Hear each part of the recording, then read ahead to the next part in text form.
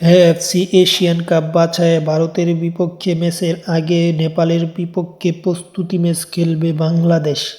আমরা মূলত এই ভিডিওর মাধ্যমে জানব সেই প্রস্তুতি ম্যাচ 13ই নভেম্বর অনুষ্ঠিত হবে। সেই ম্যাচের আগে দুই দলের পরিসংখ্যান, মূলত কখন থেকে নেপাল এবং বাংলাদেশ প্রথম ম্যাচ খেলেছে বা একে অপরের মুখোমুখি হয়েছে বা শেষ ম্যাচ কবে হয়েছে, সব কিছুই জানবো। কয়টি গোল করেছে, কার কয়টি জয়, সব কিছুই জানবো এই ভিডিওর মাধ্যমে। তার আগে যারা চ্যানেলটি সাবস্ক্রাইব করেননি, চ্যানেলটি সাবস্ক্রাইব করে ফেলুন। বাংলাদেশ এবং নেপাল এখন পর্যন্ত পরিসংখ্যানে মুখোমুখি হয়েছে মোট 15টি ম্যাচে, যেখানে প্রথম 2005 সালে মুখোমুখি হয়।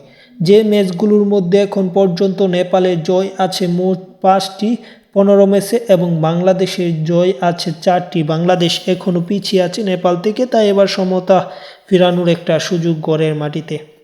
অপরদিকে দুই দলের মধ্যকার ড্র হয়েছে 6টি ম্যাচ। নেপাল এখন পর্যন্ত মোট গোল করতে পেরেছে বাংলাদেশের বিপক্ষে 12টি, বাংলাদেশের মোট গোল নেপালের বিপক্ষে 11টি।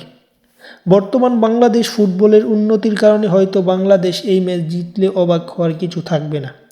পাশাপাশি নেপালের বিপক্ষে বাংলাদেশ ভালো একটা শুরু করবে, এটাই সবাই আশা করছে। এবং নেপালের বিপক্ষে সর্বশেষ যে ম্যাচটা খেলেছিল সেটা গত ফিফা উইন্ডোতে নেপালের বিপক্ষে, যেই ম্যাচটা বাংলাদেশ জিততে পারেনি বা নেপালও জিতেনি, ম্যাচটি ড্র হয়। পরবর্তী আরেকটা ম্যাচে দুই দল মুখোমুখি হওয়ার কথা ছিল, কিন্তু সেই ম্যাচটি আর হতে পারেনি। এবং গত যে ম্যাচগুলো খেলেছে সেখানে হামজা চৌধুরী, সমিত সোমরা ছিলেন না বাংলাদেশের দলে।